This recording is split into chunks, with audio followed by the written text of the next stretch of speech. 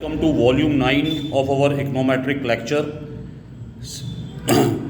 Again, we will now focus on important issues on multiple regression, multiclonarity. This is the third major violation of the classical linear regression model. We have already discussed the two basic assumptions and their violation in our previous videos. Students, we have already discussed heterodicity and autocorrelation in our previous video. Today, we will discuss multiclonarity violation.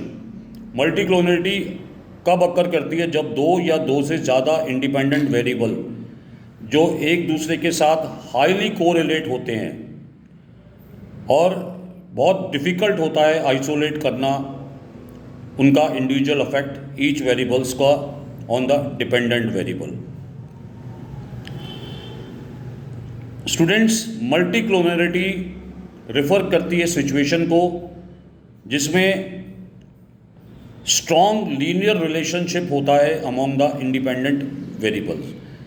अगर linear relationship रहता है independent variables के साथ तब मल्टीक्लोनरिटी होती है. Let us take an example mathematically. If x1 and x2 are independent variables, then a plus b x1 plus e will be high multiclonarity exit. उसमें multiclonarity exit होगी. अब बात आती है स्टूडेंट्स की मल्टीक्लोनरिटी प्रॉब्लम क्यों होती है.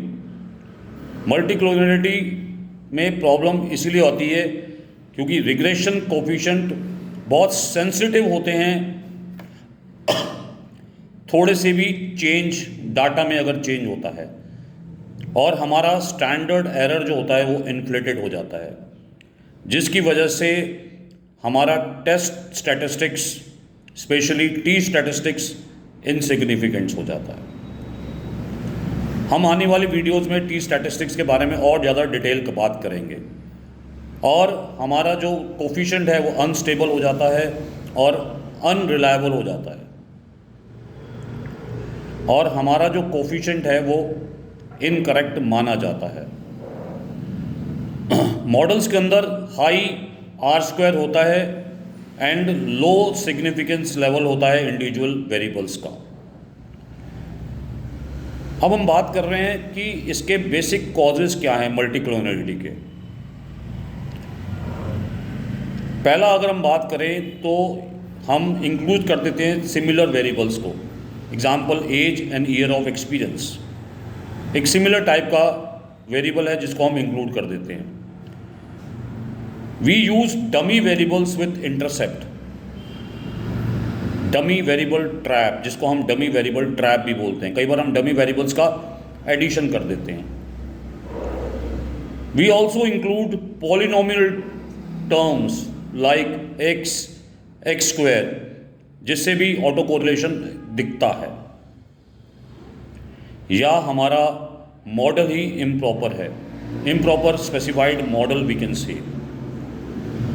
जो हमारा डाटा कलेक्शन होता है वेरिएबल्स का वो नेचुरली कोरिलेट होता है, वो एक दूसरे के साथ कोरिलेट कर जाते हैं. तो अब बात आती है कि इसको डिटेक्ट कैसे करें. Detection of multicollinearity. Correlation matrix हम यूज़ कर सकते हैं जिसको हम चेक कर सकते हैं for high pair wise correlation. Pair में कितना कोरिलेशन है among the independent variable. If correlation are greater है 0.8 और 0.9 से तो हम ये कैसे say that correlation auto correlation exit करता है. Second most important factor for examination point of view is variance inflation factor जिसको हम VIF कहते हैं. Variance inflation factor VIF measure करता है कि इस मॉडल के अंदर जो वेरिएंस है रिग्रेशन कोफिशिएंट का कहीं इन्फ्लेटेड तो नहीं है ड्यू टू मल्टीक्लोनरिटी. मल्टीक्लोनरिटी की वजह से वो कहीं बढ़ा हुआ तो नहीं दिख रहा वेरिएंस. हम इसको अगर हम समझें फॉर्मूला वाइज मैथमेटिकली तो variance inflation factor VIF is equal to 1 divided by 1 minus R square. and 1. R square 1 is equal to R square. And xi is the regression other independent variables. कुछ rule of thumb होता है कि VIF अगर greater है 5 से तो there exit करती है मॉडरेट मल्टीक्लोनरिटी, बट अगर VIF ग्रेटर है 10 से तो सीवियर मल्टीक्लोनरिटी एग्जिट करती है। नेक्स्ट आता है C फैक्टर में टॉलरेंस। टॉलरेंस को अगर हम वैल्यू करें तो tolerance is equal to 1 divided by VIF। वो अगर छोटा है तो इंडिकेट करेगा मल्टीक्लोनरिटी को, स्मॉल इंडिकेट्स मल्टीक्लोनरिटी। नेक्स्ट हम बात कर सकते हैं कंडीशन इंडेक्स की। अब कंडीशन इंडेक्स बेस्ड होता है आइजन वैल्यू के ऊपर या आइजन वैल्यू मैट्रिक्स के ऊपर। अगर हाई इंडेक्स ग्रेटर देन 30 है तो ये इंडिकेट करता है मल्टीक्लोनरिटीज। तो अगर हम स्टूडेंट्स इसकी रेमेडी की बात करें मल्टीक्लोनरिटी की तो हमको क्या करना चाहिए, या एक या ए से ज़्यादा कोरिलेटेड वेरिएबल्स को ड्रॉप कर देना चाहिए, या हम सेकंड थिंग में हम कर सकते हैं वेरिएबल्स को कंबाइन करके एक सिंगल इंडेक्स का फॉर्मेशन बना सकते हैं। थर्ड, हम principle of component analysis PCA का यूज़ कर सकते हैं और हम अप्लाई कर सकते हैं रिच रिग्रेशन। रिच रिग्रेशन हमको पेनलाइज करता है रिग्रेशन के लिए या ऑटो कोरिलेशन के लिए।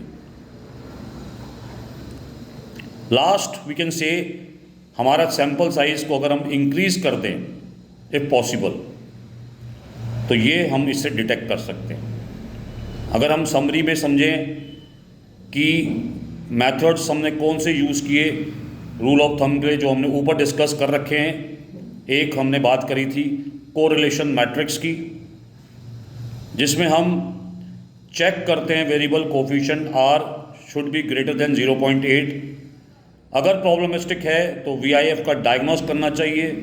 मल्टीक्लोनरिटी VIF should be greater than 5 और greater than 10। Tolerance inverse VIF should be less than 0.5 which indicate issue condition index. Eigenvalue should be greater than 30. It can be problematic. So students, हमने discuss किया मल्टीक्लोनरिटी को। Students, मल्टीक्लोनरिटी violates नहीं करती unbiasedness को of OLS को, but serious effect देती है उसकी रिलायबिलिटी को, हमारे रिलायबिलिटी ऑफ एस्टिमेटर्स को, जो बहुत ही कॉमन है हमारे रियल वर्ल्ड डाटा के अंदर। अगली वीडियो में हम लोग कवर करेंगे मॉडल स्पेसिफिकेशन एरर को एंड उसको डिस्कस करेंगे, उसके डिटेक्शंस के बारे में बात करेंगे, उसकी करेक्शन के बारे में बात करेंगे। स्टूडेंट्स, अगर आपको हमारी वीडियो पसंद आ रही है इकोनोमेट्रिक सीरीज़ की तो आप हमें लाइक करिए, सब्सक्राइब करिए। स्टूडेंट्स, आप ये 9th वॉल्यूम है, आप हमारे वॉल्यूम्स को 1 by 1 देखेंगे तो आपको ज़्यादा इसके बारे में अंडरस्टैंडिंग होगी। वॉल्यूम्स को ऊपर नीचे देखने से इकोनोमेट्रिक्स में प्रॉब्लम आती है जो आपको क्लियरिटी नहीं देगी। तो मेरा रिक्वेस्ट है कि आप 1 से 9 तक या आने वाली सीरीज़ को सीरीज़ में देखिए, जिससे आपको इकोनोमेट्रिक्स के बारे में अच्छी वैल्यूबल चीज़ें आपको समझ में आए। फिर भी अगर आपको कोई प्रॉब्लम आ रही है तो आप हमें कमेंट बॉक्स में कमेंट कर सकते हैं। मैं डेफिनेटली आपकी बात का रिप्लाई ज़रूर दूंगा। Thank you very much.